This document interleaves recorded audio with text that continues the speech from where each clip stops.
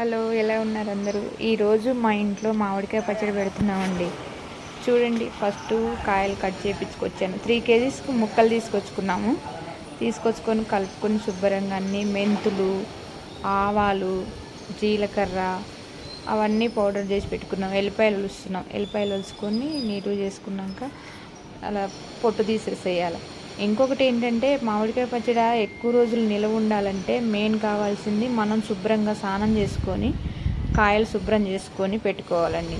ఎలా పడితే అలా పెడితే కనుక సంవత్సరం అంతా ఉండాలంటే ఉండదు మామిడికాయ చట్నీ.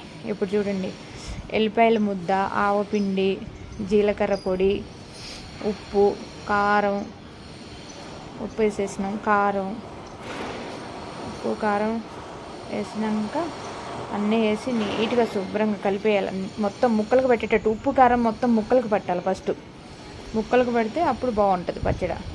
లేకపోతే ముందే అంతా ముక్కలన్నీ మనం పోపు వేయాలి కదండి. పోపు అంటే మేము పోపు అంటామండి తెలంగాణలో, కానీ తాలింపు అంటారు కదా. ఆ తాలింపు పెడతాం మేము. మెయిన్ మామిడికాయ పచ్చడి తాలింపు పెట్టుకుంటాం. దాంట్లో చూడండి, ఆవాలు, జీలకర్ర, ఎండుమిరపకాయలు, ఎల్లుల్లిపాయలు అవన్నీ వేసి బాగా వేగినాక చూడండి, ఎర్రగా వేగినాక ఫ్రై చేసినాక నూనె బాగా వేసేసేయాలి. వేసి ఇది కొంచెం బాగా చల్లగా కావాలి. చల్లగా అయినాక అప్పుడు పోయాలి ముక్కలల్లో.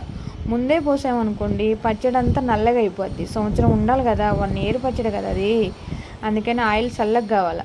ఎంత చల్లగా అయితే మీకు పచ్చడి అంతా నిల్వ ఉంటుంది. మెయిన్ కావాల్సింది ఉప్పు, కారం, నూనె చల్లగా కావాలి. ఆ ఉప్పు కారం కూడా కరెక్ట్గా పడిపోతే బూజు వచ్చేస్తుందండి. ఇది లాస్ట్లో ఇలా తయారు చేసాం మేము పచ్చడి. మీరు ఎలా చేసుకుంటారు చెప్పండి? ఎవరైనా ఇలాగే చేసుకుంటారు.